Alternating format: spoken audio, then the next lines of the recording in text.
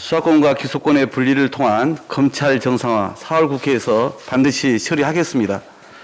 며칠째 밤낮 없이 법사위 소위를 열어 다양한 의견을 수렴하는 등 무제한 릴레이 심사를 진행하고 있습니다.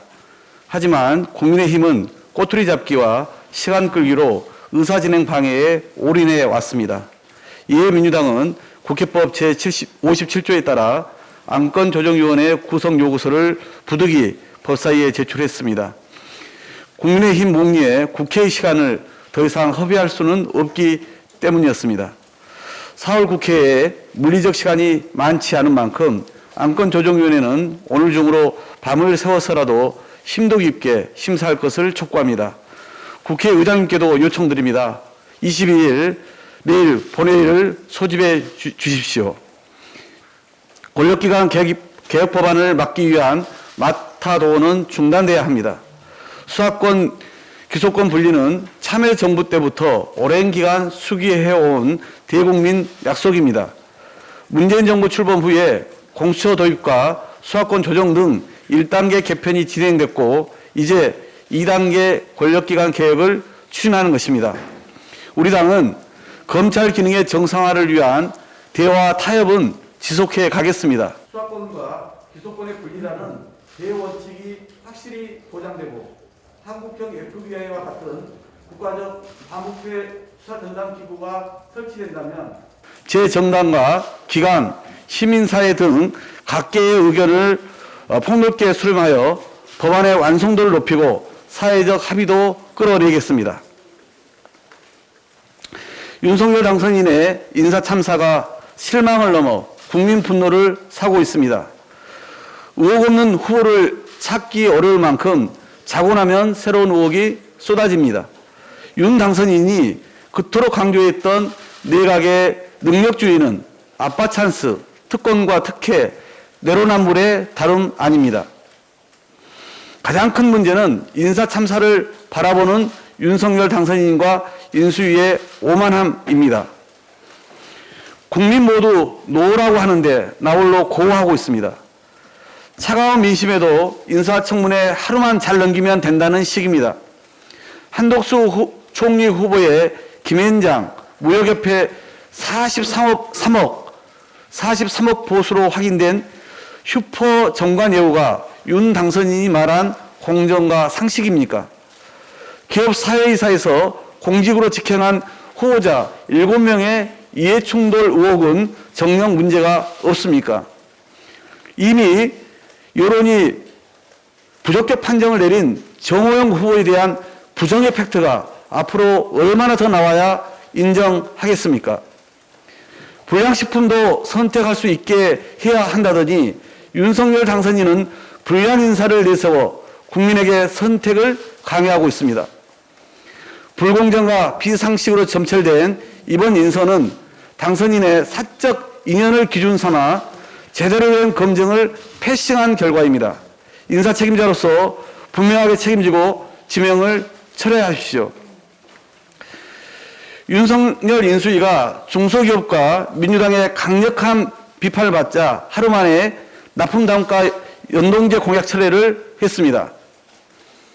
윤석열 인수위의 공약 철회 오락가락은 가뜩이나 어려운 중소기업을 2번 죽이는 셈입니다. 인수위의 맹성을 촉구합니다. 납품단가 현실화 대책에 얼마나 많은 중소기업인 정부 관계자의 땀과 눈물이 서려 있는지 진심으로 헤아린다면 이렇게 쉽게 오락가락할 수는 없습니다. 윤석열 당선인과 인수위는 중소기업인들께 사과하고 약속을 이행하기 바랍니다. 민주당은 이미 2건의 납품단가 연동제법을 발의했습니다. 국민의힘은 장기 검토가 공약 철회에 다른 말이 되지 않도록 행동으로 진정성을 보여야 합니다. 660만 중소기업인의 눈물을 외면하지 말고 조속히 납품단가 연동제법 처리에 협조해 줄 것을 촉구합니다. 이상입니다. 다음은 김성환 정책위원장의 모두 발언을 읽겠습니다. 윤석열 당선인 인수위가 비당의 검찰개혁 입법 노력을 입법 쿠데타 운운하며 폄훼하고 있습니다. 입법 쿠데타라고 비판하고 싶다면 먼저 검찰개혁 법안 안에 위헌 소지가 있다는 것부터 입증해야 할 것입니다. 대한민국 헌법 제12조 3항과 제16조에 따르면 검사는 영장을 신청할 권한이 있을 뿐입니다. 헌법 그 어디에도 검사에게 수사권을 부여하고 있지 않습니다. 지난 1차 검찰개혁 당시에도 국민의힘 의원들은 공수처 설치와 운영에 관한 법률이 헌법에 위배된다고 헌법 소원을 낸 적이 있습니다. 그러나 21년 4월 헌법재판소는 헌법에 위배되지 않는다고 판단했습니다. 인수위와 검찰은 우선 지르고 보자 식의 위헌 운운은 삼가해 주시기 바랍니다. 어제 전국 평검사 대표가 밤샘 회의 뒤에 입장문을 낸 데 이어 부장검사 대표도 모임을 갖는 등 검찰의 제밥그릇 지키기 집단 행동이 지속되고 있습니다. 전국의 평검사들이 우선 해야 될 일은 수사권을 지키기 위해 경찰을 무능한 집단으로 폄훼할 일이 아닙니다. 평검사들의 일말의 양심이 있다면 김학의 전 법무부 차관 별장 성폭행 사건, 성폭력 사건, 서울시 공무원 간첩 조작과 보복 기소 사건, 룸사롱 향응 검사 불기소 사건 등 검찰의 불공정한 과거 사례부터 반성해야 할 것입니다. 노무현 정부 초기 대통령과 평검사와의 대화가 생중계된 적이 있습니다. 당시 노 대통령님은 평검사부터 검찰의 나쁜 관행을 바꾸고 싶어 하셨습니다. 그러나 당시 평검사들은 기대와는 달리 노무현 대통령을 공개적으로 조롱했고 대통령은 이쯤 되면 막가자는 것이지요 라고 말하면서 실망감을 표한 바 있습니다. 그 후 20년이 지났지만 검찰의 집단 이기주의는 한치도 변함이 없습니다. 더 실망스럽습니다. 검찰은 이제라도 왜 많은 국민들이 유검무죄, 무검유죄라고 생각하고 있는지, 왜 검찰 특권 해소가 필요하다고 생각하고 있는지에 대해서 우선 진지하게 성찰하고 반성부터 하시기 바랍니다. 감사원이 문재인 케어에 관련된 특감 중간 감사 결과를 지난 18일 인수위에 보고한 것으로 확인됐습니다. 감사원에 엄중히 경고합니다. 정치적 기획 감사에 대한 보고를 중단하시기 바랍니다. 감사원의 감사는 독립성과 중립성을 위해 최종 결과가 확인되기 전까지 대통령에게도 보고하지 않는 것이 원칙입니다. 그럼에도 불구하고 이례적으로 인수위에 중간 보고를 했다는 것은 감사원의 독립성과 중립성을 스스로 심각하게 훼손하는 행위입니다. 건강보험을 재정건전성의 시각에서만 판단할 수 없는 것은 상식입니다. 문재인 케어 중의 하나인 뇌 MRI 건강보험 적용 확대는 뇌졸중 등을 진단하고 예방하는 필수적 지원책입니다. 어려운 환경에서 비용 문제로 인해 뇌 MRI를 찍지 못했던 국민은 물론 다양한 계층의 국민들이 의료 보장성 확대로 MRI를 찍어서 심각한 뇌 질환을 예방할 수 있었던 매우 수용성 높은 정책인 것입니다. 문재인 케어로 지난 4년간 국민 3,700만 명이 약 9조 2천억 원의 의료비 경감과 복지 혜택을 받았습니다. 그런데 이런 국민들의 의료비 절감 혜택을 재정 낭비라고 표현한 감사원의 인식은 참으로 개탄스러울 수밖에 없습니다. 진정한 건강보험의 재정 건전성을 위해서라면 60억 자산가가 7만 원대 건보료를 납부하고 있는 것이나 불법 상호정병원 개원으로 23억 원의 건보 재정을 편취한 행태에 대해서 먼저 책임을 물어야 할 것입니다. 최근 인수위 보고 관련 감사원 관계자발 특정 매체의 단독 보도가 이어지고 있습니다. 기관과 매체 사이의 야합도 문제이고 감사원의 정치화도 우려스럽습니다. 감사원은 국민의 눈높이에서 공정과 상식을 지켜주실 것을 엄중히 촉구합니다. 이상입니다. 다음은 전영기 원내부대표의 현안 발언 있겠습니다. 네, 청년 부대표 전영기 의원입니다. 공정과 상식을 강조하는 새 정부 출범이 20일도 채 남지 않았습니다. 윤석열 정부 1기 내각 후보자들을 둘러싼 의혹이 꼬리에 꼬리를 물고 있습니다. 그중에는 도덕적 일탈을 수준을 넘어 범법행위로 의심되는 국민 상식으로는 도저히 이해할 수 없는 의혹들이 차고 넘칩니다. 의대 불법 편입, 정관예우, 부동산, 친일, 병역 멘탈 등 가히 비리백화점 수준입니다. 이런 의혹투성이 후보자들이 대통령을 보좌하고 국정을 심의하는 장관의 자격이 있는지, 임명이 강행된다면 부처의 장관의 면이 제대로 설 것인지 걱정이 됩니다. 인사참사의 백미 중에 백미라 꼽히는 정호영 장관 후보자는 두 자녀에게 제기된 의혹에 대해서 우리 자식들 열심히 살았다, 불공정 없었다 라고 말합니다. 심지어 공정을 부르짖던 윤석열 당선인도 정호영 후보의 내로남불을 두둔하고 있습니다. 그러나 청년들의 시각에는 이것이 스카이캐슬이고 그들만의 리그로 보일 정도로 불공정 투성입니다. 보도에 따르면 정호영 보건복지부 장관 후보자의 아들은 전자공학부 학부생 시절 19학점 수업을 듣고 주 40시간을 학생연구원으로 활동했다고 합니다. 공대생이 한 학기에 19학점 수강도 모자라 주 40시간을 연구원 활동을 한다고요? 심지어 그 학부생이 KCI 논문 2편의 공저자로 기재되었다고요? 중간고사, 기말고사보다 그 많은 과제는 다 어쩌고 연구원 인턴을 할 수 있었는지, 그리고 그 바쁜 와중에도 석박사도 하기 어려운 KCI급 논문 공저자가 되었는지 심히 놀라울 따름입니다. 청년들이 묻습니다. 아빠 찬스 없이 순수하게 자력으로 이 모든 것이 가능한 일인지, 자녀 의대 편입을 위해 만들어진 스펙을 모든 청년들이 누릴 수 있는 기회인 것인지 묻고 싶습니다. 더욱이 아들은 이대호 남에게 가장 민감한 병역 의혹도 받고 있습니다. 딸도 마찬가지입니다.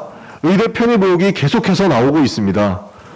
보통의 청년들이 분노하는 자녀 의혹은 차고도 넘칩니다. 정 후보자 자녀가 받았던 혜택은 이 시대를 살아가는 청년 모두 공정하게 누릴 수 있는 기회인지 정호영 후보자께서 깊이 생각하셔야 합니다. 하루가 멀다 하고 쏟아져 나오는 장관 후보자들의 의혹에 대해 국민들은 내로남불을 뛰어넘는 율로남불, 새 차를 뽑았는데 시동도 안 걸리는 똥차라는 말까지 서슴지 않습니다. 자진 사퇴를 지지하는 여론도 커져가고 있습니다. 윤석열 당선자가 내각 인사원칙으로 내세운 능력이 부정과 비리 능력이었던 것입니까? 더불어 장관 후보자들께서도 스스로 자신의 삶을 되돌아보시기 바랍니다. 그동안 타인에게 들이댄 도덕적 기준에 자신의 행위가 부합하는지, 과연 장관직을 맡을 자격이 있는지 냉철하게 판단하시길 바랍니다. 덧붙여 인수위와 국민의힘에서 청문회를 운운하며 의혹을 어물쩍 넘기려 한다면 국민의 배신감과 분노만 더 키울 뿐입니다. 지금 필요한 것은 청문회가 아니라 윤석열식 먼지털이 수사입니다. 이상입니다. 다음은 강민정 원내부대표님의 현안 발언 있겠습니다. 자신이 가르쳤던 학생들조차 장관 임명 반대에 나서고 있는 김인철 교육부 장관 후보가 윤석열 정부 첫 내각의 최선책입니까? 교육은 지식만이 아니라 가치와 태도를 갖추도록 하는 일이고, 교육자는 지식은 물론 자신이 살아온 삶의 모습을 통해 교육하기도 합니다.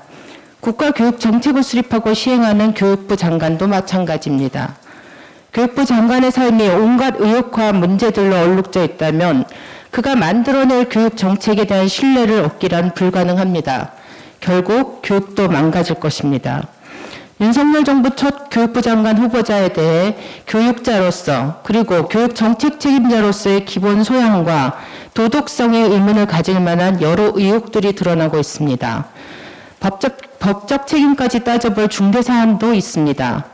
자신에 대한 소송 취하를 전제로 교내 시설물 설치를 약속했다거나 학교 기숙사 관리 운영 권한을 자신이 주주로 있는 회사에 양도하여 셀프 특혜를 준 것이 그렇습니다. 그에 더해 김 후보자가 한국 풀브라이트 동문 회장일 때 자녀가 경쟁률 높기로 유명한 풀브라이트 장학 프로그램에 합격해 2년간 장학 혜택을 받아 논란이 되고 있습니다. 연 4만 달러가량의 학비와 생활비, 가족수당과 왕복 국제 항공권 등을 지원받는 장학 프로그램 합격에 김 후보자가 동문 회장으로서 부적절한 영향을 미친 것 아닌지 의심스럽습니다. 관련 자료 요청에 묵묵 부답이니 더욱 의심은 커져갑니다.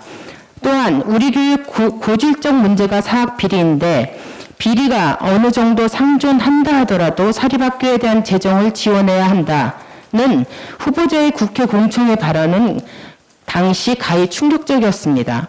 사학 비리를 비롯한 고등교육에 대한 반성이나 개혁 없이 예산 지원만을 강조하는 이가 수십조 교육 예산 편성권을 갖는 교육부 장관이 되면 윤석열 정부 교육 정책은 비리 사학에 날개를 달아주게 될 것이 불을 보듯 뻔합니다.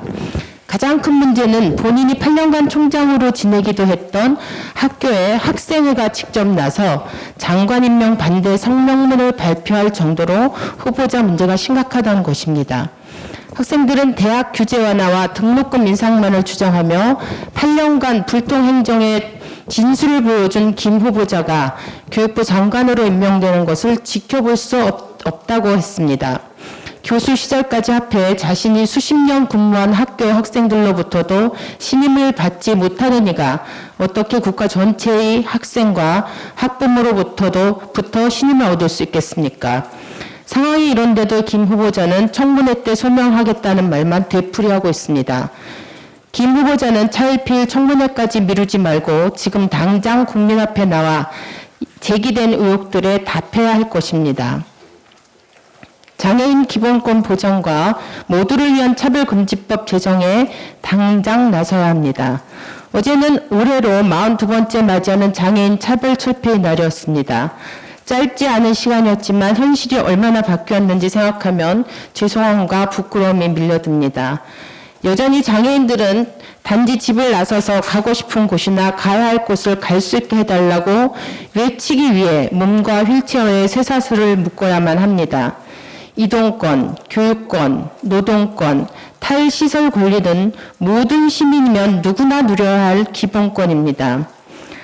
함께 생활할 사람을 선택하고 먹고 싶은 시간에 먹고 싶은 음식을 먹을 자유를 시설에 사는 이들은 결코 누릴 수 없습니다. 누구도 시설에서 사는 것을 원하지 않으면서 장애인들은 시설에서 사는 게 당연하다고 생각하는 것은 일종의 폭력입니다. 장애인들은 기본권 보장을 위해 수십 년 외쳐왔지만 현실의 변화는 더디기만 합니다. 정치의 부족 때문입니다. 최근 장애인 지하철 탑승 투쟁으로 장애인 권리 문제가 사회적 관심이 되고 있습니다. 그런데도 많은 이들의 관심은 장애인들이 만드는 불편에 주로 집중되고 있습니다. 심지어는 장애인 차별 해소에 큰 책임을 지닌 자들이 오히려 그 불편을 차별과 혐오를 조장하여 정치적 이득을 얻는 데 이용하기도 합니다. 한 사회의 민주주의 수준은 그 사회의 장애인, 아동, 노인과 같은 사회적 약자들의 삶의 질을 통해 드러납니다. 우리나라 장애인권 보장 현실을 보면 세계 10대 경제 강국이라는 자화자찬이 민망할 정도입니다. 장애인 차별 외에 성적 지향이나 학력 등에 의한 다양한 차별이 우리 사회에 아직도 존재하고 있습니다. 모든 차별은 인간의 존엄을 해치는 것으로 경중을 따질 수 없습니다. 차별금지법 제정이 필요한 이유입니다. 차별금지법 제정으로 이 모든 차별들을 일거에 해소할 수는 없지만 그럼에도 그것이 보다 자유롭고 평등한 사회를 위한 출발점이자 최소한의 안전망을 제공해 주기 때문입니다. 민주당은 장애인 권리 보장을 확대하고 차별금지법 제정에 앞장설 것입니다. 마지막으로 윤석열 당선자의 한일 외교시험 때가 될 한일정책협의단에 깊은 우려를 표명합니다. 우리나라가 일제 식민지가 된 1910년대부터 1980년대까지 한국인으로 살면서 겪어야 했던 역사의 소용돌이와 상처를 드러낸 드라마 파친코가 전 세계에서 뜨거운 인기를 얻고 있습니다. 덕분에 식민지 시대의 조선인에 대한 일제 만행과 아픔을 온몸으로 겪어낸 다양한 삶의 모습들이 이렇게라도 전 세계 더 많은 사람들에게 알려지고 있습니다.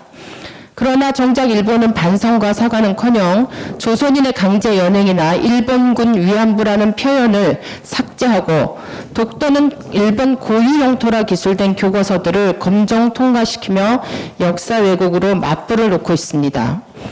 혹여 한일 관계 회복을 약속하며 그가 몇 차례 일본에 매우 우호적인 심지어는 망언에 가까운 발언을 쏟아낸 윤석열 당선자를 믿고 그런 것은 아닌지 의심이 들 정도로 노골적인 역사 왜곡을 시도하고 있습니다. 일본의 노골적인 역사 왜곡이 자행되는 이때 4월 24일부터 28일까지 윤 당선자가 파견하기로 한 한일 정책 협의단의 면면을 들여다보면 심히 우려를 금할 수 없습니다.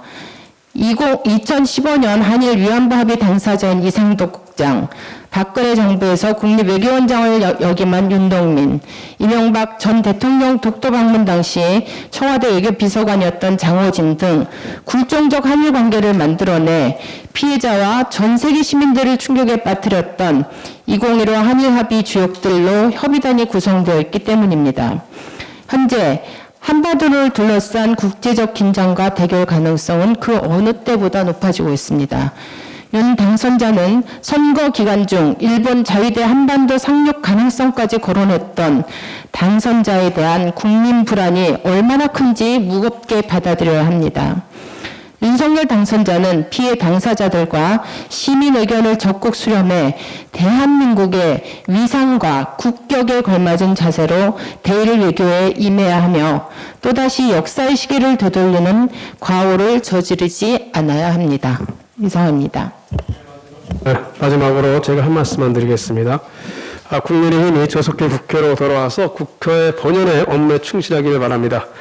대통령 선거 끝난 지 40일 지났습니다. 우리 당과 국민의당 정책위 의장은 월 초에 양당의 대선 공통 공약 실천을 협의했고 무쟁점 민생법안을 4월 국회 안에 처리하겠다고 약속했습니다. 하지만 국민의힘은 상임위 개최에 미온적인 태도를 보이고 있습니다.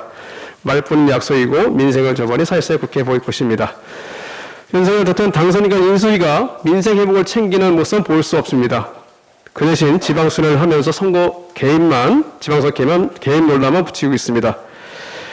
인수위는 민생을 챙기고 국민의힘은 국회 본연의 임무를 다합시다. 코로나19의 피해를 오롯이 책임져야 했던 소상공인 자영업자들은 스스로를 사실상 경제적 사망상태에 이르렀다고 표현합니다. 코로나19로 오랜 기간 고통을 겪어오신 소상공인들을 지원할 손실보상 추경을 비롯해 산재에서 눈을 좀 못하고 있는 손실보상법, 또 한국형 PPP법, 임금보장 프로그램, 경제위기 극복을 위한 특별금융지원법안입니다. 기재위했습니다. 이러한 법 등 법안론을 하루빨리 시작합시다. 지난 3월 28일부터 지금까지 약 한 달간 전국 장애인 차별철폐연대의 출근길 시위가 이어지고 있습니다. 어제는 장애인 민생 4대보안 통과를 위한 대규모 집회가 국회 앞에서 열렸습니다. 장애인 권리 보장을 목놓아 외치고 있음에도 관련 법 소관 상임이 열리지 않아서 국회는 답변을 드릴 수가 없습니다. 보호자의 무지, 부주의로 자녀가 부모의 빚을 떠안는 상황을 막기 위한 대물림 방지법 역시 양당의 공통 공약이었지만 논의가 멈추지 못합니다. 농민들의 권익을 보호하기 위한 농업회의 수업도 같이 약속했지만 논의를 회피하고 있습니다. 약속이 진정이 아닌 것이 아니겠습니까? 정말 약속을 하신 거라면 논의를 합시다. 국회는 국회 본연의 업무는 입법에 전념하여야 합니다. 당선 육시 민생을 살피겠다 약속한 윤 당선의 약속대로 국민의힘은 하루빨리 국회에 돌아와서 국회의원의 역할에 매진해 주시기 바랍니다. 더불어민주당은 여야가 합의를 약속한 민생법안을 조속히 처리할 수 있도록 초당적 노력을 이어가겠습니다. 국민의 삶을 살피는 국회 본연의 역할에 몰두하겠습니다. 한 가지만 더 말씀을 드리겠습니다. 경찰관들은 부패하고 무능하고 검사들만이 유능하고 정의롭다고 생각하는 검사들의 시각을 바꿔주시기 바랍니다. 우리는 경험을 통해서 알고 있습니다. 서울시 공무원 사건에 법원은 공소권 남용이라고 인정했습니다. 결국 검사의 직권남용 인정한 것입니다. 직권남용 죄가 아니면 검사 본연의 의무를 해태한 명백한 징계위반 행위입니다. 하지만 여기에 대한 징계 하나도 없습니다. 또 최근 사건 잘 아시죠? 부장검사 교통사고 사건, 경찰이 기소의견을 송치했습니다. 안전지대 침범 혐의로 해서 기소를 송치했는데 검찰은 무혐의했습니다. 그 이유는 안전지대 아니라는 것입니다. 중앙선 침범을 한번 생각해 봅시다. 중앙선 침범 사고가 사고 장소가 중앙선 침범한 장소가 아니더라도 중앙선 침범 원인으로 했으면 중앙 침범성이 인정됩니다. 근데 검찰은 또 묘한 결정을 합니다. 앞으로 이러한 사건들은 안전지대 사고로 하지 않겠다고 했습니다. 그럼 지금까지 유사한 사유로 해서 유죄 판결을 받은 사람은 어떻게 할 것입니까? 바꿔 말하면 그분들은 검사들의 잘못된 판단으로 잘못된 판단, 잘못된 처벌을 받은 것입니다. 잘못된 처벌을 받은 분에 대한 후속 대처가 있습니까? 대부분의 검사님들은 유능하고 정의롭습니다. 똑같이 대부분의 경찰들도 유능하고 정의롭습니다. 한 가지 다른 점이 있다고 하면 검찰의 자기 식구 감싸기는 유리 볼 수 없을 정도로 강하고 그 점에 대한 반성이 아직까지도 전혀 없다는 것입니다. 이상입니다. 이상 마치겠습니다.